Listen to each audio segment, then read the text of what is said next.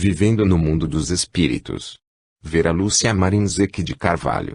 Espírito Patrícia. Aos meus queridos amigos.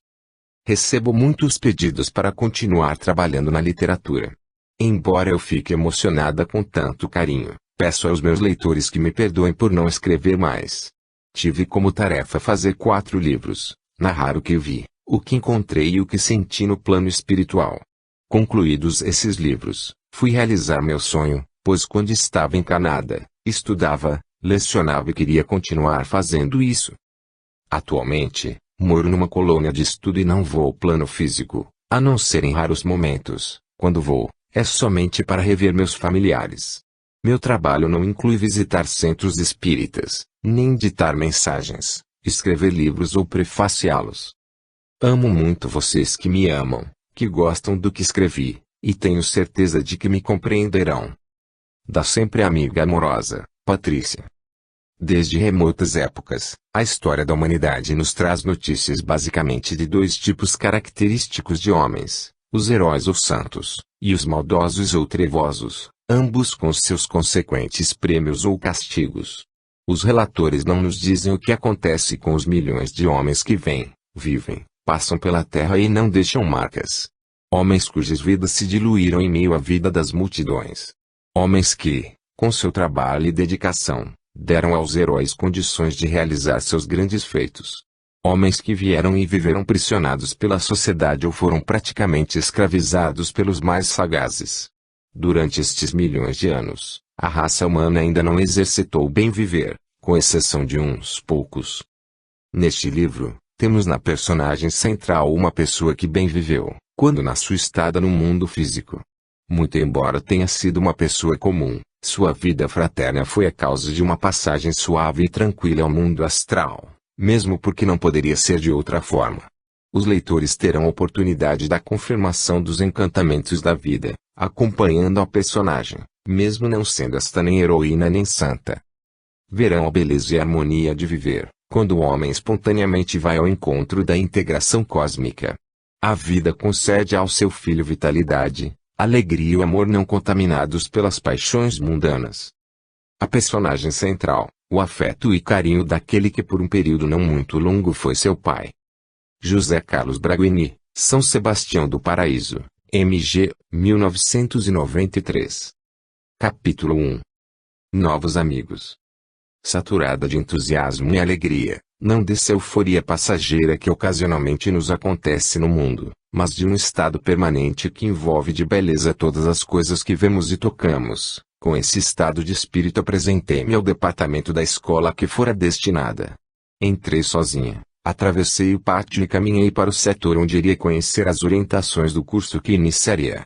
O pouco que eu sabia desse curso deixara-me ansiosa por fazê-lo. Adentrei a sala onde iríamos ter a primeira reunião do grupo. Passando pela porta da sala de aula, vi que muitos já haviam chegado e fui cumprimentada por todos. Cumprimentos acompanhados de um sorriso franco e de lealdade, que eu tanto apreciava no relacionamento com meus colegas quando estava encanada. A sala era grande e agradável. As carteiras ou mesinhas eram confortáveis e em cada uma havia uma placa com o nome do candidato. Procurei a minha e sentei-me, aguardando. Logo, todos os alunos chegaram. Não conhecia ninguém, mas todos eram simpáticos, sentia-me entre amigos, não superficialmente, mas entre aquelas pessoas em quem podemos confiar nossas questões mais íntimas. Como é comum em todos os lugares em que a expectativa impera, grupinhos se formaram em sadia conversação. Atenção, por favor. Os 3 orientadores entraram na sala. Sentamo-nos e ficamos em silêncio. Sou Raimundo. Sou Isaura. Sou Frederico. Os 3 instrutores apresentaram-se e ficaram em pé, em frente do grupo.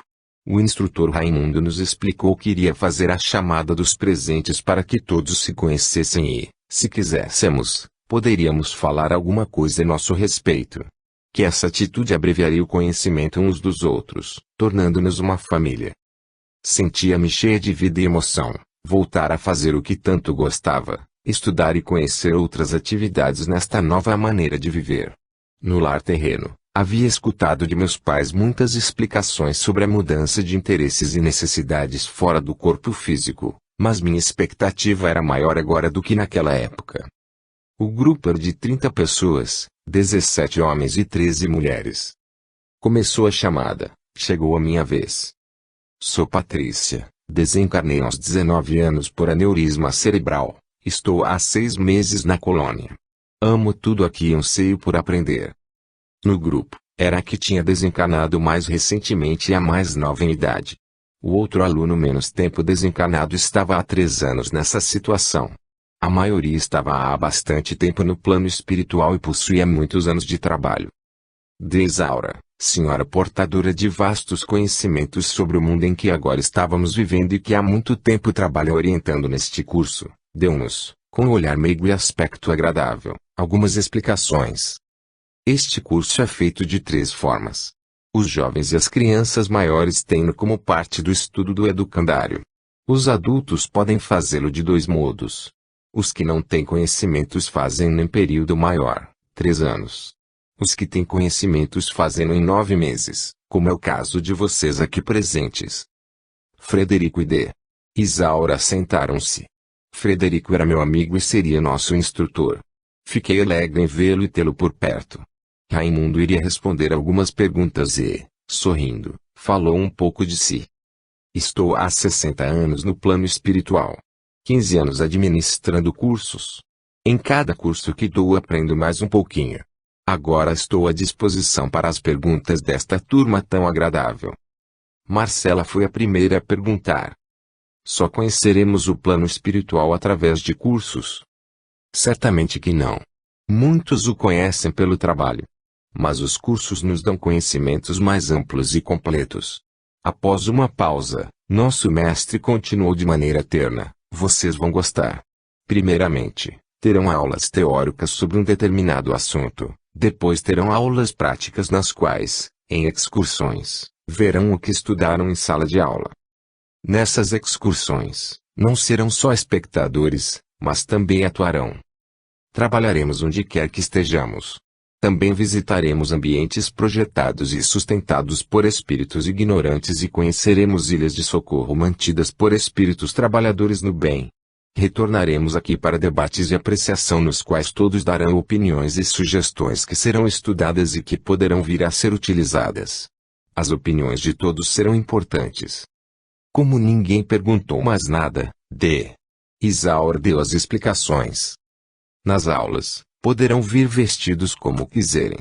Mas, nas excursões, usaremos uniforme. A veste é importante, para nós é como uma apresentação. Encontrarão os uniformes nos alojamentos.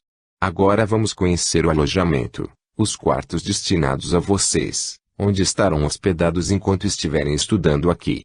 Durante o curso, entre um assunto e outro, terão poucas horas livres. Serão 9 meses sem folgas. Dentro de 2 horas iniciaremos o curso, e o primeiro assunto serão as colônias. Aproveitem essas 2 horas para se conhecerem melhor. Grupinhos se formaram, e os 3 instrutores saíram. Eles também ficariam alojados em quartos iguais aos nossos e junto com os estudantes. Oi, sou Nair. Não conheço ninguém aqui, disse, dirigindo-se a mim, uma senhora de agradável aspecto. Vim de outra colônia para este curso. Prazer em conhecê-la, Nair. Que tal irmos ver o alojamento juntas? Sorri, incentivando-a. Também não conhecia ninguém, mas iria conhecer e sentia que gostaria de todos. Nair viera de uma colônia pequena. Queria, como todos, aprender. Saímos da sala e logo depois estavam os quartos, eram 30, seguidos. Na porta vi uma plaqueta com o nome de cada participante. Entrei no meu para deixar meus poucos pertences. Emocionei-me, o quarto era lindo. Ali ficaria muitas horas nos 9 meses seguintes. Gosto muito de ter um local para orar, meditar, ficar sozinha pensando, para que os conhecimentos adquiridos proporcionem ambiente para minha compreensão espiritual, o que me é fundamental. O quarto era ideal, pintado de amarelo claro, com cortinas de renda na janela, que dava vista para um jardim todo florido. Estava mobiliado com armário, cama, sofá e uma escrivaninha. Enfeitavam-no lindos abajures e um quadro maravilhoso, uma paisagem com montanha e lago. O banheiro era pequeno, tudo lindo e confortável.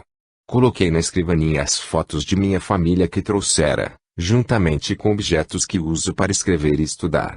Olhei demoradamente para as fotos. Amo os meus familiares e tê-los à vista é muito agradável. Parecia que todos eles me saudavam com carinho e incentivo. Meu pai parecia dizer: orgulho-me de você, filha. Conhecer, aprender, é ter sempre novas oportunidades. Minha família é minha alegria. Juntos participamos da harmonia com o Criador. Guardei as poucas roupas no armário. O uniforme estava dependurado. Eram calças compridas azul claras, uma camisa azul estampadinha, tendo no bolso meu nome bordado. A camisa dos homens era azul, da cor da calça. Os calçados eram tênis ou sapatos azuis. Confortável e prático, gostei muito. Depois que olhei tudo, saí alegre para o pátio. A turma conversava animada. Estávamos todos juntos. Entrosei-me. Gostei deles. Ao faltar 15 minutos para começar o curso, todos entramos em nossos quartos para ficarmos um pouco a sós. É difícil descrever o que senti, pois sempre amei estudar, sempre ansiei por aprender. Ali estava para meu primeiro aprendizado em curso intensivo. Sabia muito por livros espíritas como era o plano espiritual, mas, agora, estava desencanada e veria por mim mesma. Orei e agradeci. Só tinha que agradecer pela oportunidade. Ao ouvir uma suave campainha, fui para a sala de aula. Raimundo foi quem nos recepcionou. Meus amigos, vamos fazer uma oração pedindo ao Mestre Jesus que seja nosso maior orientador neste curso em que vamos tomar conhecimento do plano espiritual. Que nosso irmão maior esteja sempre conosco e que possamos aprender, ajudar, por toda a sua duração. Pai Nosso. Com um sorriso agradável deu sua primeira aula. Capítulo 2. As colônias. O instrutor Raimundo iniciou sua explanação colocando-nos a par da existência, por toda a Terra, de colônias espirituais. São inúmeras pelo Brasil. Colônias são cidades no plano espiritual que abrigam temporariamente os desencanados, espíritos que estão no rol das reencarnações. São encantadoras. Em todos os locais em que há cidades materiais há um espaço espiritual e nele ficam os postos de socorro e as colônias. Pequenas localidades de encanados, como vilas e cidadezinhas, também têm seu espaço espiritual, só que às vezes não têm colônias e seus habitantes, ao desencanar e se tiverem condições, vão para as colônias vizinhas. As colônias podem ser pequenas, médias, grandes e de estudos. As colônias de estudos são somente uma escola ou universidade. Nelas há alojamentos para os professores e para os alunos, salas de aula, bibliotecas e imensas salas de vídeo. São locais que estudiosos sonham em conhecer e morar. As outras colônias têm as bases iguais, são fechadas, há portões, sistemas de defesa, grandes hospitais, escolas, jardins, praças, locais para reuniões e palestras, e a governadoria. Não são iguais e nem poderiam ser. São todas belas, oferecendo muitos atrativos. Vimos filmes sobre colônias, primeiramente as muitas do Brasil, depois as principais do exterior. A Índia e o Tibete têm colônias encantadoras, de uma arquitetura diferente, em que usam muito a cor dourado clara. São belíssimas. A aula teórica foi realmente interessante. Perguntou-se muito, e os instrutores respondiam com prazer. Quem fundou as colônias? Quis saber Marcela. Cada colônia tem seus fundadores. São grupos de espíritos construtores que vieram para o Brasil com os imigrantes. Assim como foram formadas as cidades na Terra, foram fundadas também as colônias. Há colônias no Oriente, com milhares de anos. Vivemos em grupos, os mais adiantados ajudando os mais atrasados, sempre perto uns dos outros. Por isso cada cidade na Terra tem seu núcleo espiritual correspondente. Antes de o Brasil ser colonizado não havia colônias? Perguntou Luiz. Não como estas. Havia, sim, núcleos espirituais, nos quais os orientadores do Brasil já planejavam a colonização, protegiam e orientavam seus habitantes, os índios. Um espírito pode entrar numa colônia, tentando enganar? Indagou Luísa. Nunca soubemos de um acontecimento deste tipo. Ele entraria para fazer o quê? Ele próprio se sentiria mal por não estar no seu meio. Se quisesse espionar, o que veria não poderia copiar. Não conseguiria enganar, pois sua maneira de viver difere da nossa. Quase todas as colônias, as cidades espirituais, estão situadas a uma certa distância vibratória do orbe terrestre e, não comparando com as medidas físicas, ficam dentro da quarta dimensão vibratória, a partir da nossa querida Terra. Se uma cidade material fosse destruída, a colônia também acabaria naquele espaço? Ivo perguntou, curioso. Não acabaria. Se a cidade dos encarnados não fosse reconstruída, a colônia mudaria para outro local. As colônias também crescem. Glória indagou. Sim, dependendo de suas necessidades, são ampliadas. Prevendo um acontecimento desastroso na cidade material, as colônias se preparam para receber os abrigados. James indagou. Certamente, como também os postos de socorro da região. Mas, para não provocar pânico e preocupação entre os seus habitantes, esse preparo é feito horas antes. Começou a aula prática. Fomos primeiramente excursionar em nossa colônia, que eu já conhecia. Mas foi, como sempre, emocionante passear por lá. Uma festa para meus olhos e meu espírito. E agora, com o primeiro grupo de colegas de estudo, as maravilhas que conhecia pareciam se renovar aos meus olhos. Tal qual a mãe que não se cansa de olhar e admirar o seu rebento amado. O grupo alegre inteirava-se de tudo, vimos as praças, os jardins e prédios, conversamos agradavelmente com o responsável pela colônia, seu governador, que nos incentivou com palavras amáveis. Ao visitar o hospital, conversamos com os doentes, tentando passar-lhes a alegria que os sentimos. Ajudamos na limpeza e na alimentação dos pacientes. As colônias têm um perfeito intercâmbio umas com as outras e com os postos de socorro a elas subordinados. Frederico nos explicou. Agora, vão conhecer a escola de regeneração. São poucas as colônias que têm essas escolas. Destinam seus irmãos trevosos, para se recuperarem. É preciso esclarecer que há uma grande diferença entre espíritos trevosos e espíritos necessitados. Em nossos centros espíritas normalmente se socorrem espíritos necessitados ou ignorantes. Trevosos muito pouco vão à Terra, não se interessam pelos encarnados por achá-los ignorantes e inúteis. Certamente há algumas ressalvas. Esses irmãos dedicam-se quase sempre a reinar em seus domínios no umbral. Há poucos centros que se dedicam a doutrinar essa classe de espíritos, pois eles dão muito trabalho. Eles se realizam no mal e é no mal que querem viver. Desprezam qualquer atitude fraterna, cultivando o egoísmo. Dominam e são dominados, não há liberdade. Nesses domínios há os julgadores e os vingadores em nome de Deus.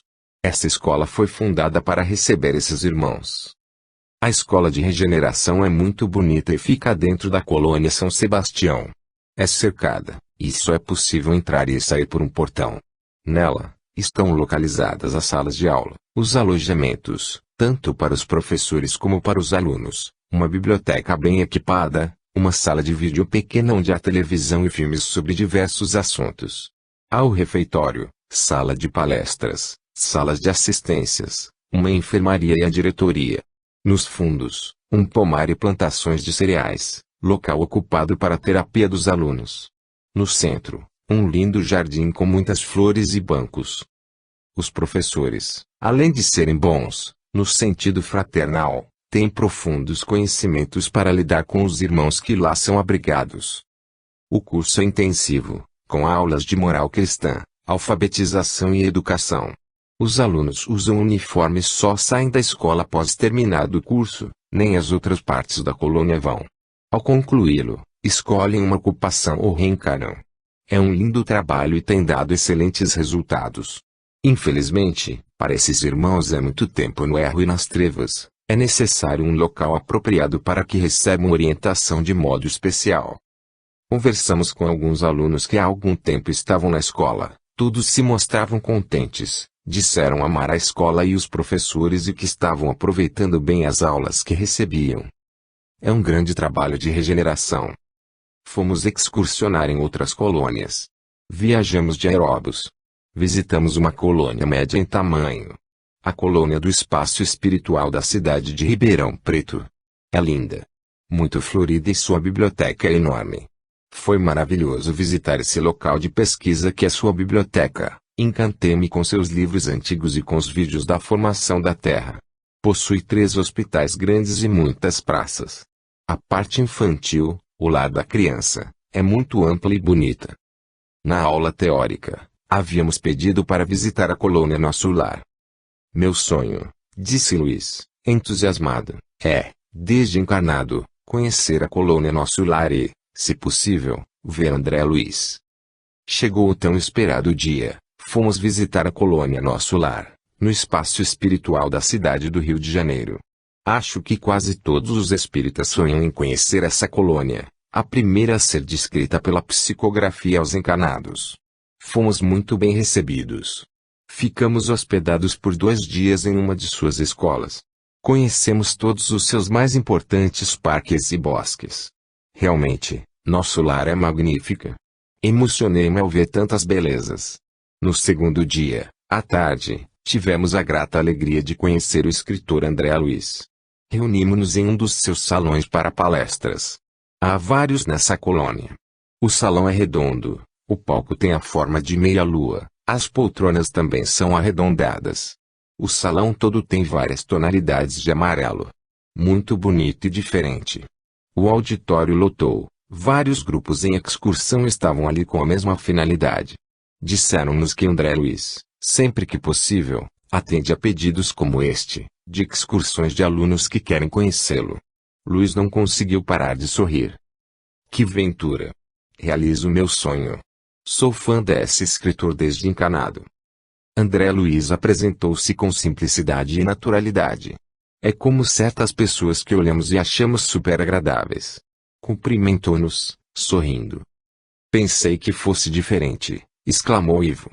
É tão simples que nem parece ser tão conhecido por todas as colônias do Brasil e por todos os espíritas. De Isaura olhou para Ivo, pedindo silêncio.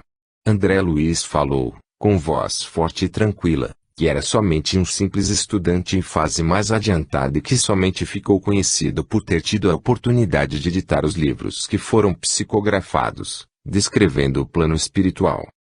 Para ele o mais importante era que todos os que ali estavam, querendo estudar, aprendessem a ser úteis com sabedoria. Em seguida, fez uma linda oração. Durou a reunião 20 minutos. Admiradora da dupla André Luiz de Chico Xavier, foi um prêmio escutá-lo e vê-lo. Passamos por uma das colônias da cidade de São Paulo. Ao todo são 3 grandes. Encantamo-nos com seu tamanho. E como tudo é bem dividido. Passamos também por Brasília. Colônia nova, bem distribuída, moderna e maravilhosa. É uma das mais belas colônias do Brasil. Suas praças e jardins são fabulosos e há muitas flores do plano superior perfumando o ar, encantando a todos. No roteiro de nossas visitas constavam 2 colônias de estudo. Agora era minha vez de ficar radiante, pois essas colônias exercem sobre mim delicioso fascínio. São somente para estudos e oferecem meios espetaculares de passar conhecimentos aos seus alunos. Ei, Patrícia, falou Nair, aposto que você logo que possível irá para uma colônia de estudos. Sim, respondi sorrindo e sonhando, se for possível irei estudar em uma. As colônias são realmente maravilhosas. Por mais que procuremos descrevê-las, não conseguimos transmitir a beleza que vemos. Também cada descrição é narrada por alguém que, por afinidade, fala do que mais gosta.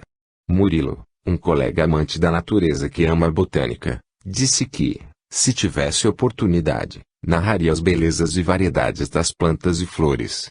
Talvez eu tenha mais facilidade para descrever locais de estudo. Amo aprender. Voltamos entusiasmados à sala de aula, repletos de ânimo e disposição. As opiniões foram calorosas. Não houve sugestões, mudar o quê? Tudo era perfeito. Foi sugerido que cada um comentasse o que viu e sentiu na excursão. Na oportunidade, falei encantada das salas de vídeo, que já descrevi no livro Violetas na Janela, da colônia de estudos. Seus assuntos são completos. Vê-las e fazer uso dessas salas é sonho de qualquer aprendiz. As colônias de estudos têm nomes bonitos e sugestivos. Também falei entusiasmada da oportunidade que tive de conhecer uma sociedade perfeita, regida pelo amor e pela fraternidade. Bem, todos gostaram, isto é bom, porque nos próximos assuntos não verão somente maravilhas. E o trabalho fará parte das excursões seguintes, falou D. Isaura carinhosamente. Capítulo 3. Abrigo, caridade e luz. Postos de socorro, disse Raimundo, são locais em que os espíritos socorridos têm permanência transitória, são amparados e orientados, têm liberdade de escolher o caminho a seguir. Se adaptados à nova vida e despertos a crescer, vão estudar nas colônias de que necessitam. Se ficam inconformados e revoltados, retornam ao lugar de onde vieram. Esses postos também são chamados de casas, mansões, abrigos, colônias, etc. São locais menores de socorro na crosta e no umbral. Podem ser grandes, médios ou pequenos. Não são cidades, embora haja algumas que têm todas as repartições de uma. Tem também quem os administre. Quis saber Hilda. Certamente. Nos postos reina a harmonia e a disciplina. Há uma pessoa responsável e um grupo de orientadores que auxiliam nessa administração. As casas transitórias, ou rotatórias, ou giratórias, são postos de socorro. Indagou Luiz. Sim, esses abrigos localizados dentro do umbral locomovem-se, conforme as necessidades, para outros locais dentro do próprio umbral. São postos de socorro. Que são realmente os postos de socorro? Indagou Luísa. São abrigos temporários, onde ficam hospedados os irmãos necessitados e onde eles são tratados com todo carinho em suas enfermidades e necessidades. Depois, esses irmãos são conduzidos às colônias. Porém, muitos deles ficam, quando sádios, nos postos servindo a comunidade que os abrigou. Indagamos muito, vimos filmes diversos sobre postos de socorro. Chegou a hora de visitá-los.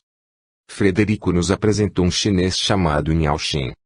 Este é um amigo que nos acompanhará todas as vezes que sairmos em excursões. Ficamos quietos, mas as indagações ferviam em nossos cérebros. Zé não aguentou e perguntou: por quê? Há algum motivo para termos tão agradável companhia?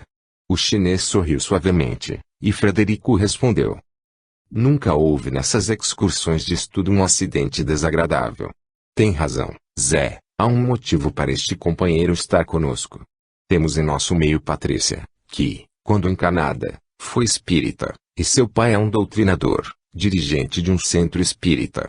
Como todo aquele que acende a luz incomoda os irmãos ignorantes das trevas, por cautela, Yao Xin nos acompanhará. Nosso amigo trabalha na equipe de desencarnados deste centro espírita, é muito experiente. Nutre muito carinho por Patrícia e trabalhou espiritualmente ao lado dela, quando estava encarnada. Querendo vê-la sempre bem, fará companhia a ela e a nós todos nas excursões, que serão para Patrícia as primeiras. A mãe de Patrícia teme represálias a ela pelo trabalho que seu pai faz. Ela pediu e, para tranquilizá-la, foi atendida por este amigo que fará parte de nossa equipe. Pensei, tomara que não fique como minha ama seca. Yao Xin sorriu de forma encantadora e disse: espero não ser importuno. Meu objetivo é ajudar e aprender. Embora tenha vindo para estar perto de Flor Azul de Patrícia, quero ser amigo de todos. Fiquei vermelha. A turma gostou da ideia dele. Rodearam-no. Yao Xin é sereno, doce, estatura média, veste uma túnica clara e um gorro. Muitos espíritos gostam de continuar se vestindo como faziam quando encarnados. Nunca vi um espírito esclarecido com roupas extravagantes. São simples, vestem-se como gostam. Espíritos orientais vestem-se normalmente com túnicas, ou seja, como se vestiam quando encarnados. É como gostam de estar. Yao Xin sorri sempre, demonstrando muita tranquilidade e felicidade. Dirigia-se a mim só como Flor Azul de Patrícia. Isa indagou: por que a chama de Flor Azul de Patrícia? Porque tem os olhos mais azuis que já vi, também porque são doces e tranquilos, como duas flores a enfeitar quem a olha. Como seu nome é de difícil pronúncia e como só se dirigia a mim e assim, nós o apelidamos de Flor Azul, cognome que o deixou contente. Ele disse: nada mais bonito que ser comparado com uma flor. O primeiro posto que visitamos fica no umbral mais ameno. Fomos de aeróbus. Vimos pedaços do umbral, que descreverei quando formos visitá-lo. O que sabia dos postos e o que vi na aula teórica deixaram-me curiosa em saber como é esta parte do plano espiritual. Um portão grande e pesado foi aberto, Entramos. Isaura exclamou, comovida. Estamos no abrigo Caridade e Luz. O aeróbus parou no pátio, descemos. O abrigo parece um ponto de luz, de claridade, na neblina escura do umbral. É um ponto de amor. O posto tem forma arredondada. No centro há uma praça com um lindo chafariz. Possui muitas árvores e flores parecidas com as que existem na terra. Na entrada, logo depois do portão, vemos canteiros de rosas coloridas muito bonitas. Por todo o posto há vasos grandes com florzinhas perfumadas e delicadas, vermelhas. Lindas. É cercado por altos e fortes muros e tem um excelente sistema de defesa. Nair, vendo tudo, exclamou. Este posto deve incomodar. Não pode ser bem visto por aqui. Raimundo sorriu e nos esclareceu. Nós, os que caminhamos no bem, não atacamos irmão nenhum, nem suas cidades ou abrigos. Os ignorantes trevosos nos atacam e, se pudessem, destruiriam este abrigo e todos os postos de socorro. Sim, incomodamos. A maioria dos moradores do umbral não quer socorro por aqui. A diretora do abrigo veio nos receber com muito carinho. Conversávamos contentes, quando se aproximou de mim um trabalhador do posto. Você é Patrícia, a filha do senhor José Carlos? Sou. Sem que eu esperasse, tomou minha mão, beijou e me entregou um buquê de flores. Muito devo a seu pai. Agradeço a ele por seu intermédio. Obrigado. Pensei em ajudá-la, mas como não necessita de ajuda, aceite este presente. Fiquei sem jeito e por momentos não soube o que fazer. Todos observavam a cena. Rápido, pensei no que meu pai faria diante deste acontecimento. Sorri e o abracei. Que bom ver amigos aqui. Como está o senhor? Agora bem, graças a Deus. Trabalho aqui, disse com orgulho, isto devo a Deus e a seu pai. Fui socorrido e orientado por ele. Alegro-me em saber. O senhor ficou emocionado, enxugou as lágrimas e se afastou. De Isaura aproximou-se e disse. Não se acanhe, Patrícia. É comovente ver pessoas gratas. Quem faz, para si faz. Seu pai o ajudou sem esperar recompensa. Mas ele, esse trabalhador, aprendeu bem e é grato. Ficou feliz em vê-lo e em poder agradecer. Agiu certo, filha. Devemos ser gratos e receber com carinho os gratidões. Um trabalhador mostrou-nos o alojamento. Iríamos ficar hospedados por 3 dias e não sairíamos do posto. Acomodaram 2 em cada quarto. Fiquei com Nair. Esta amiga é curiosa e observadora, revirou o quarto.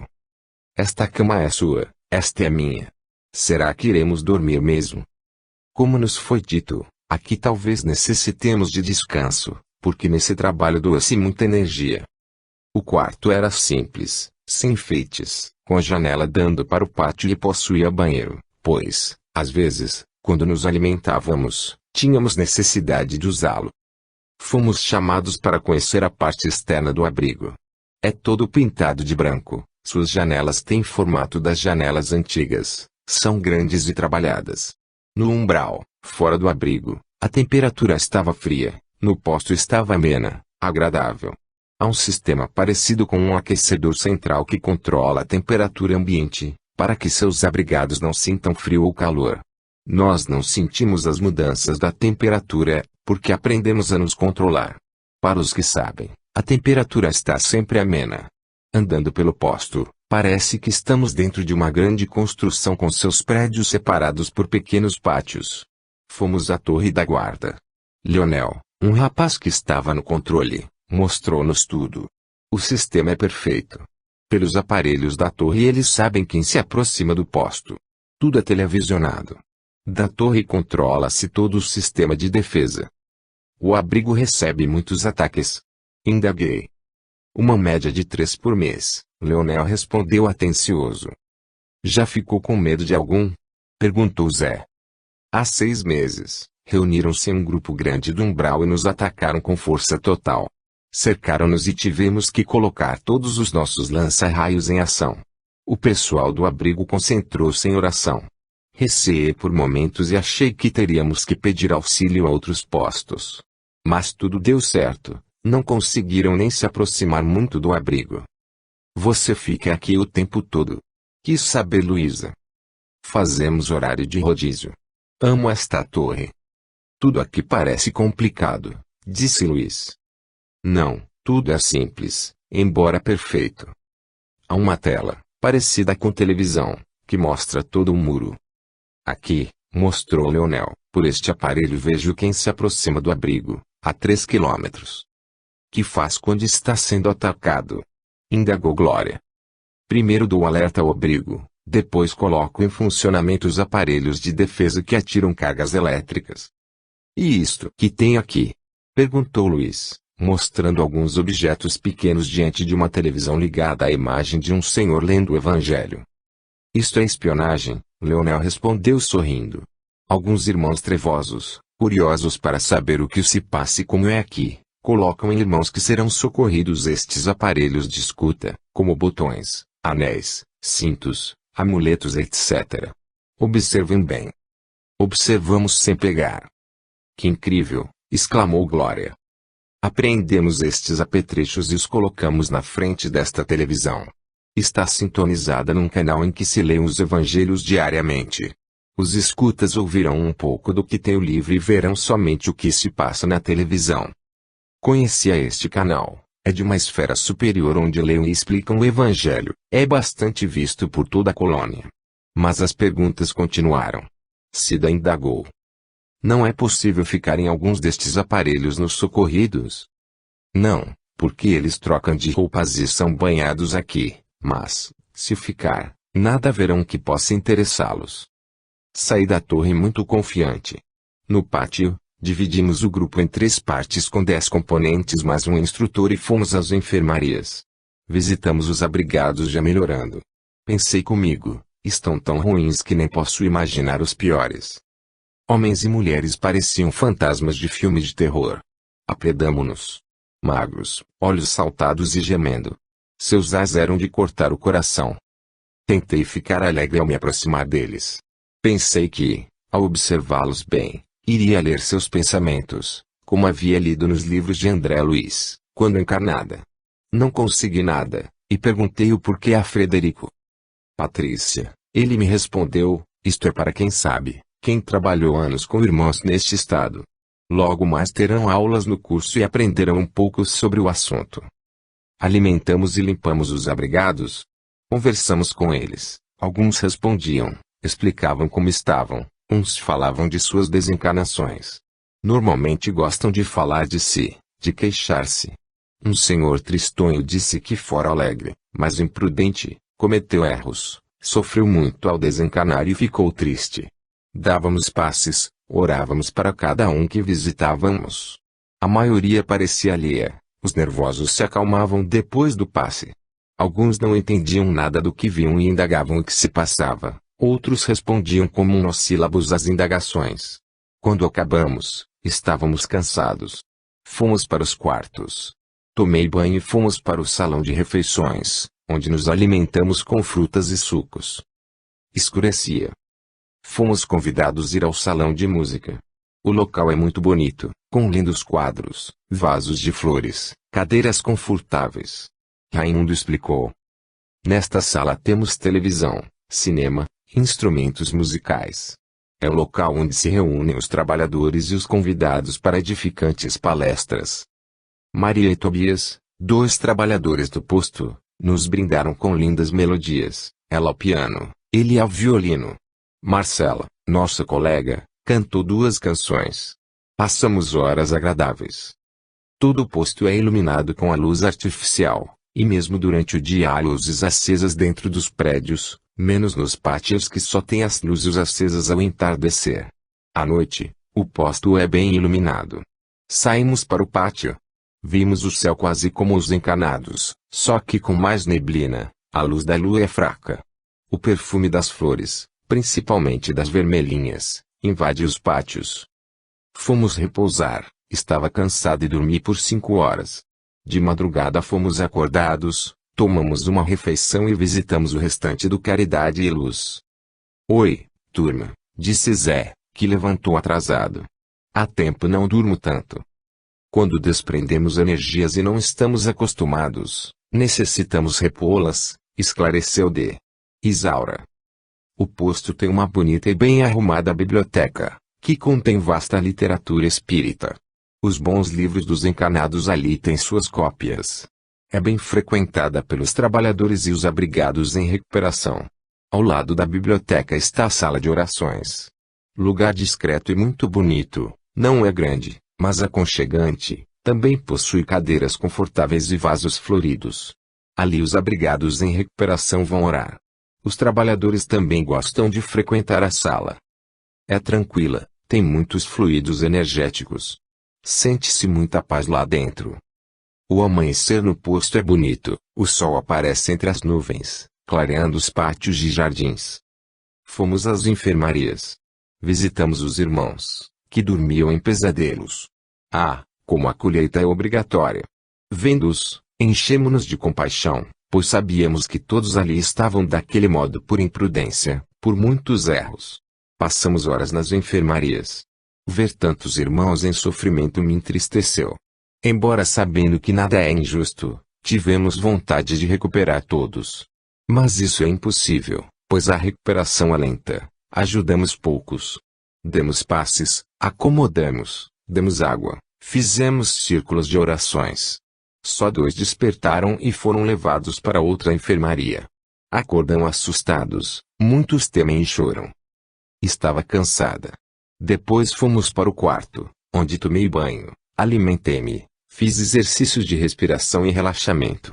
Iríamos partir na manhã seguinte. A turma se reuniria à noite para ver um filme e ouvir uma palestra. Pedi para descansar, foram muitos os da turma que também pediram. Aqueles irmãos sofridos não me saíam do pensamento. Fiquei revendo tudo como num filme. Os instrutores permaneciam sempre conosco e eram os que mais trabalhavam, estavam sempre prontos a nos esclarecer sobre qualquer dúvida. Flor Azul, sempre tranquilo, ajudava os enfermos com muito carinho. Depois de orar, Nair e eu fomos dormir. Dormir desencarnado é como adormecer encarnada.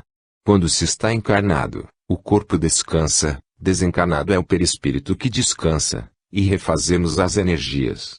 Logo depois deste curso, nunca mais dormi. É ótimo ter muito tempo. Acordei refeita.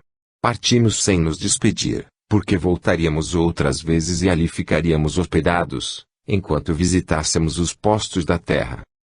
Fomos de aeróbus até a crosta. Ver o sol sem neblina é bem mais agradável, respiramos aliviados. Visitaríamos os postos de socorro existentes para os encarnados daquela região. Nas cidades da terra há muitos postos de socorro pequenos, e assim também nos centros espíritas. Esses postos são verdadeiros pontos de amor e auxílio. Visitamo-los por horas. Ajudamos, cuidando de seus enfermos e dos recém-desencarnados. A maioria dos recém-desencarnados socorridos fica nos postos por algum tempo, depois ou eles são levados para serem doutrinados nas reuniões dos centros espíritas ou vão para outros locais e são transportados para postos maiores ou colônias. Os que ficam, quase sempre passam de ajudados ajudantes. Há sempre muitos trabalhadores e o trabalho é imenso.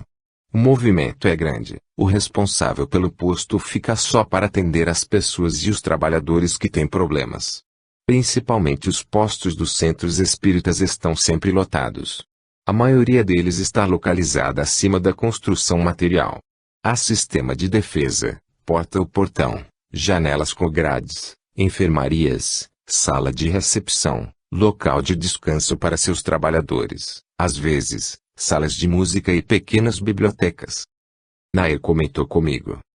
Observe, Patrícia, que por onde passamos sempre há bons livros e muitos exemplares do Evangelho segundo o Espiritismo. Não se instrui quem não quer, respondi. Vocês sabem quantos cristãos, ou que se dizem cristãos, têm uma religião e não conhecem o Evangelho?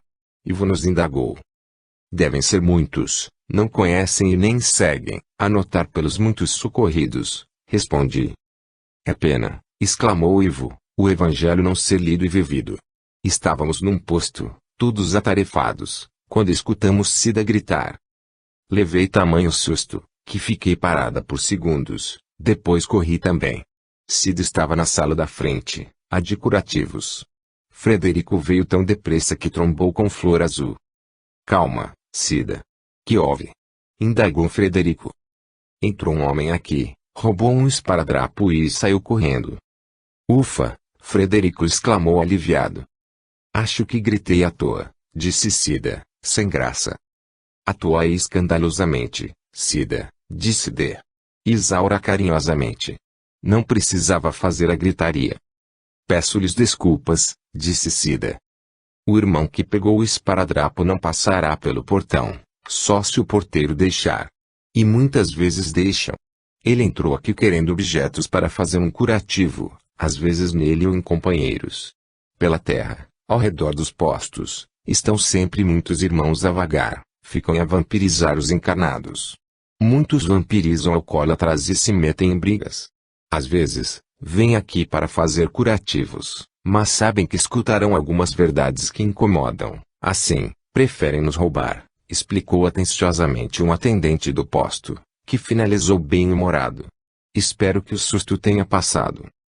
Vocês recebem muitos ataques? Ivo perguntou. Não muitos. São mais ataques de irmãos querendo se divertir, mas como nossos raios elétricos são fortes e lhes dão a impressão de morte, dificilmente nos atacam. Como esse homem entrou aqui? Luiz indagou curiosa. É conhecido do porteiro e nosso. Pediu ao porteiro que fosse atendido, e ele o deixou entrar e também sair, sem problemas. Os que vagam, em sua maioria, costumam nos pedir coisas, como remédios e alimentos, e é raro nos furtarem. Este, hoje, resolveu fazê-lo. José de Arimateia, o nosso distraído Zé, exclamou alto. Já sei por que usamos uniformes. É para não sermos confundidos com os demais birutas. O susto passou, voltamos às tarefas. Já era noite alta quando regressamos ao Caridade e Luz para o merecido descanso. Em 2 dias fizemos essas visitas e descansamos no abrigo. Foram muito proveitosas as excursões. Gostei muito desses postos de auxílio entre os encarnados. São realmente de muita ajuda, onde a caridade é verdadeiramente aplicada. Capítulo 4. Posto Vigília. De manhãzinha, saímos novamente, só que desta vez a pé. Andar pelo umbral é estranho. Se a colônia é uma festa aos meus olhos, o umbral, com seu ambiente angustioso e depressivo, é para mim uma visão terrível e horripilante. Sabia que muitos espíritos vagavam por lá, e apeguei-me deles, como também sabia que muitos ali estavam por gostar, o que achei tremenda falta de gosto, mas temos todos o livre-arbítrio e cada um gosta de um lugar. Caminhamos horas em fila, todos juntos, D. Isaura na frente, Raimundo no meio e Frederico no final, Flor Azul ao meu lado. Não conversamos, íamos em silêncio. Tivemos recomendações de não conversar para não sermos notados. Caminhávamos cautelosos pisando em terreno mais firme, porque há muita lama. Vestimos capas de cor marrom, que vinham até os joelhos, com capuz, deixando somente o rosto de fora, e calçamos botas especiais. Luísa comentou, enquanto nos vestimos. Por que nos vestimos assim para andar pelo umbral? Parece tão estranho. Estamos somente nos protegendo, respondeu D. Isaura. Caso sejamos atacados, as capas nos protegerão. As botas são para dar segurança na caminhada.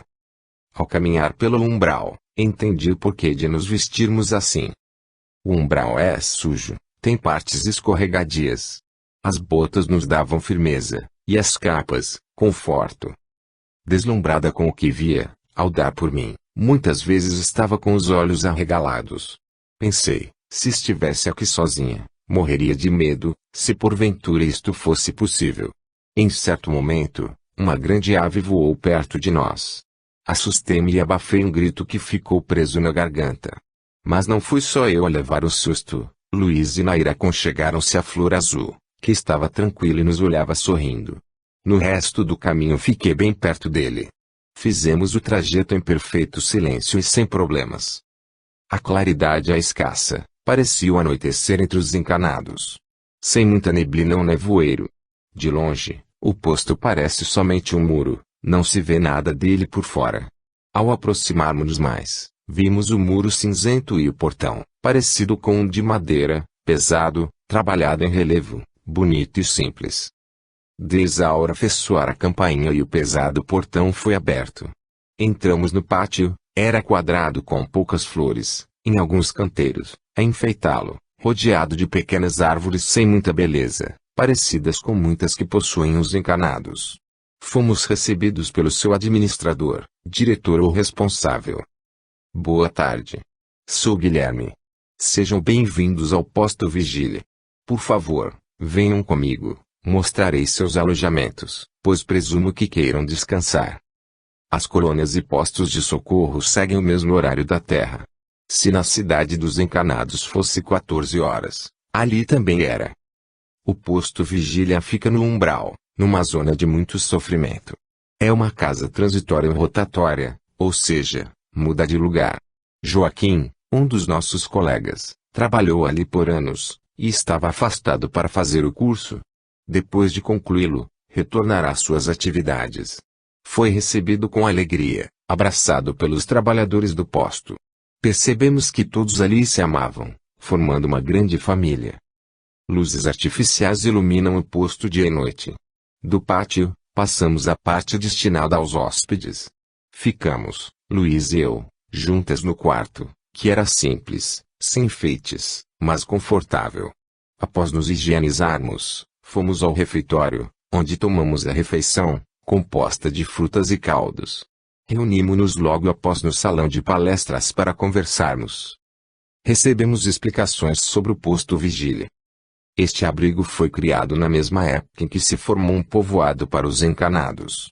Quando o ambiente começa a ficar deveras pesado, vem a tempestade de fogo e mudamos de lugar, explicou Guilherme. Queria ver uma, exclamou James. Não estamos esperando para já, continuou o administrador do posto. O fogo cai como raios queimando tudo, purificando os fluidos pesados. Todos fogem, e os que estão para ser socorridos recebem aqui o abrigo. Muda-se para longe? Indaguei. Não, sempre ficamos na região. Há casas como estas em outras colônias, que chegam a mudar-se para locais 20 a 50 quilômetros distantes. Nós normalmente nos mudamos para 7 a 10 quilômetros. Faz tempo que trabalha aqui? Perguntou Nair. Há 30 anos. Puxa, exclamou Marcela. Deve ter adquirido muita experiência. Como veio para o posto? Quando encarnado, fui pessoa boa, cumpridora dos meus deveres. Amava e amo os evangelhos e tudo fiz para seguir os exemplos de Jesus. Desencarnei e, ao ser socorrido, fui levado para uma colônia. Achei encantador tudo o que vi lá, mas amei este posto logo que o visitei em uma excursão, como a que vocês estão fazendo agora. Entendi que são poucos os que, como eu, são socorridos ao desencarnar e me apredei ao ver tantos irmãos imprudentes que sofrem. Quis trabalhar no vigília. Meu pedido foi aceito e por anos servi aqui, fiz um pouco de tudo. Pude socorrer amigos, parentes e, aos poucos, todos os socorridos passaram a ser meus irmãos. Aqui aprendi a amar a todos, como Jesus nos ensinou. Tenho um amor especial por este recanto de auxílio. Há 13 anos administro vigília. Guilherme, ao falar do vigília, tinha os olhos brilhando, entusiasmados. Olhei para ele com admiração. Certamente não era, o seu trabalho, fácil. Ali estava somente por amor aos semelhantes e deixava transparecer isso em seus modos, no seu olhar tranquilo e bondoso. A admiração foi de todos. A conversa continuou, trocamos ideias sobre o umbral, da parte que vimos. Conversamos até às 20 horas e nos retiramos para nossos aposentos. Na colônia, quase não me alimentava ou dormia. Nessas excursões, andar pelo umbral e ajudar nos postos nos cansava, despendíamos energia. Assim, precisávamos de alimentação pelo menos uma vez ao dia, e de descanso. Esse descansar era ler algo edificante, meditar e até mesmo dormir algumas horas. No outro dia, às 5 horas da manhã, participamos da prece matinal. Guilherme convidou D. Isaura para fazer a oração. Nossa orientadora orou com um fervor que nos comoveu. Pétalas claras de fluidos caíram sobre o posto e sobre nós, fortalecendo-nos, saturando-nos de muita energia. Logo após, fomos conhecer o posto vigília. É um posto de tamanho médio. Tem salão para palestras, também ocupado para música, sala da diretoria, refeitório, pátio, salas de consultas, alojamentos dos trabalhadores e enfermarias. Nossos 3 instrutores ficaram, desde nossa chegada, nas salas de consultas atendendo os abrigados confusos em busca de orientação. Flor Azul ficou o tempo todo ajudando nas enfermarias. Repartimos-nos em grupos de 7 e fomos com os trabalhadores ajudar nas enfermarias. Elas são compridas, com leitos nos 2 lados, têm banheiros simples, tudo muito limpo e claro. Os abrigados têm necessidades, alimentam-se e usam o banheiro. Têm fome e sede, só não sentem frio ou calor porque o posto tem um sistema parecido com o ar-condicionado dos encarnados. Esse sistema é central, deixando o posto e até seus pátios com temperatura agradável. Primeiramente, entramos nas enfermarias em que os doentes estavam em condições melhores. Conversamos com eles e os ajudamos a se alimentar e a se limpar. "Você é bonita", disse, dirigindo-se a mim, uma senhora muito magra de olhos entristecidos. "Obrigada. Como está a senhora?" "Agora não posso me queixar. Já sofri muito. Mas foi merecido. Quando encarnada aprontei muito." Sorri apenas. Sabia que a curiosidade não leva a nada. Tínhamos recomendações para animar os enfermos, falar do Evangelho de Jesus. Mas também de escutar seus desabafos. "Você é tão boa. Sofreu ao desencarnar?" indagou-me. "Não, senti que ia dormir e acordei bem e entre amigos." "Entre amigos? Para ter amigos é necessário fazê-los, não é? Não os fiz, e os que pensei ter eram piores do que eu. Aposto que não sofreu, porque foi boa. Talvez devesse ter sido melhor. Mas não cometi erros, desencarnei em paz e harmonia me acompanhou." "Você não quer me escutar um pouquinho? Às vezes tenho vontade de conversar. Os trabalhadores daqui são ótimos, mas estão ocupados. Sabe, não fui boa em nada. Fui má filha, fugi de casa aos 13 anos para o meretrício, fiz muitos abortos. Tive 3 filhos, dei 2, o outro, antes o tivesse dado. Era um rapazinho esperto, um ladrão. Um dia, ao roubar de um cliente meu, este o matou. Não fui boa mãe. Bebia muito, envelheci rápido e a morte me buscou para o sofrimento. Fiquei 17 anos no umbral. Quando me socorreram, era um farrapo, estava muito cansada. Há bastante tempo estou aqui. E irá melhorar logo", disse animando-a. "Tire dos erros do passado acertos para o futuro. Tente se recuperar e passar de ajudada a ajudante." A senhora sorriu tristemente. Dei-lhe um passe, fiz alto uma oração, ela me agradeceu. "Obrigada." Um senhor dizia sem parar. "O café, tenho que colher o café." Após o passe disse frases maiores, e deu para entender que roubou muito café de seus patrões. Colhi o café da plantação durante o dia e, à noite, ia pegá-lo. O arrependimento fazia ver o fato sem interrupção. Depois do círculo de orações, ele adormeceu tranquilo. E, assim, muitos tinham histórias reais para contar, descortinavam erros sobre erros. A maioria fora egoísta. Amaram mais a matéria do que as verdades espirituais. O orgulho e o egoísmo levam muitos à porta larga da perdição, para o sofrimento após a desencarnação. Ao sairmos das enfermarias, Zé comentou. Estava com vontade de perguntar a Frederico por que existem tantas enfermarias e, nelas, tantos necessitados. Descobri ao escutar esses infelizes. Sabem, impressionei-me ao ouvir de um senhor que estuprou e matou a própria filha de 8 anos. Um dos trabalhadores do posto, ao escutar, argumentou. São os imprudentes a que Jesus se referiu. Não fizeram o bem, viveram para a matéria, plantaram o mal e colheram o sofrimento. E tanto fizeram maldades aos outros e a si próprios, que só poderiam ficar como estão. Assim, caro estudante, estes abrigos são bálsamos para eles. Na segunda enfermaria os doentes estavam em piores condições. Uns falavam sem parar. Ao serem atendidos com alimentação, passes e orações, melhoravam, ora quietando-se, ora falando frases mais coerentes. Um senhor chamou minha atenção, o remorso o castigava. Ele expulsou os pais, já velhos, de sua casa, e eles desencarnaram em um asilo, sem vê-lo mais. Uma outra senhora falava sem parar que matara. Após tomar o passe, lembrou-se do amante que assassinara friamente. Outro senhor lembrava com aflição da filha renegada de sua amante. Que bom, pensei, não ter erros.